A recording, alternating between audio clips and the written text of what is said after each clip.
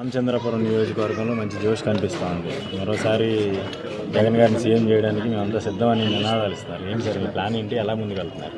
సాధారణంగా ఈ నియోజకవర్గంలో 2019 ఎన్నికల్లో వైఎస్ఆర్ కాంగ్రెస్ పార్టీని భారీ మెజారిటీతో గెలిపించడం జరిగింది. ఇక్కడ స్థానిక ప్రజల నియోజకవర్గ నాయకులందరూ కూడా సహకారంతో, ప్రజల ఆశీస్సులతో వైఎస్ఆర్ కాంగ్రెస్ పార్టీ గెలిపించుకోవడం జరిగింది.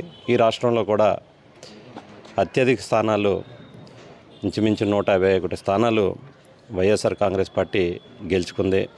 గౌరవ ముఖ్యమంత్రిగా వైఎస్ జగన్మోహన్ రెడ్డి గారు ప్రమాణ స్వీకారం చేసి దాదాపు 4 సంవత్సరాల 8 నెలలు పూర్తి కావచ్చింది. మరొక 3 నెలల్లో మేమందరం కూడా ఎన్నికలు వెళ్ళబోతున్నాం.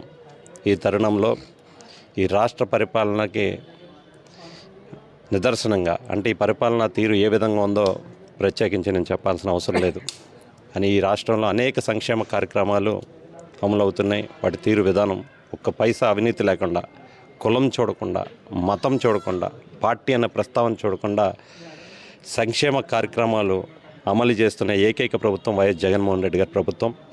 మరొక 3 నెలల్లో ఎన్నికలు రాబోతున్నాయి కాబట్టి ఏదైతే గౌరవ ముఖ్యమంత్రి గారు తలపెట్టారో విజయవాడలో సిద్ధం అనే భారీ కార్యక్రమాన్ని, సిద్ధం అనే పేరుతో ఎన్నికలకు వెళ్ళబోతున్నాం కాబట్టి భారీ మీటింగ్ని ఏర్పాటు చేశారు ఏలూరులో.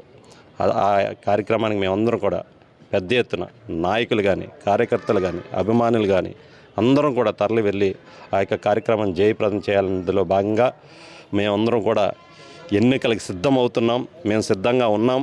మీ యొక్క లీడర్షిప్లో మేమందరం కూడా సిద్ధంగా ఉన్నాం. రాబోయే 2024 ఎన్నికల్లో ఖచ్చితంగా రామచంద్రపురం నియోజకవర్గంలో వైఎస్ఆర్ కాంగ్రెస్ పార్టీ జెండాని ఎగరవేస్తామనే సందర్భంగా మనవి చేసుకుంటూ సెలవు తీసుకుంటాం.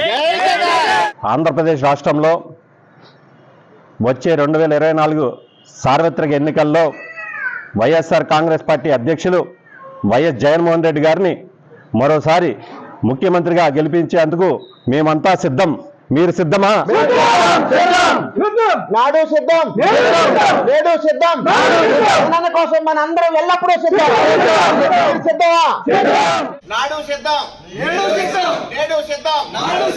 అందరం కూడా జగనన్న కోసం సిద్ధం. నేడు సిద్ధం, అందరం జగనన్న కోసం సిద్ధమా?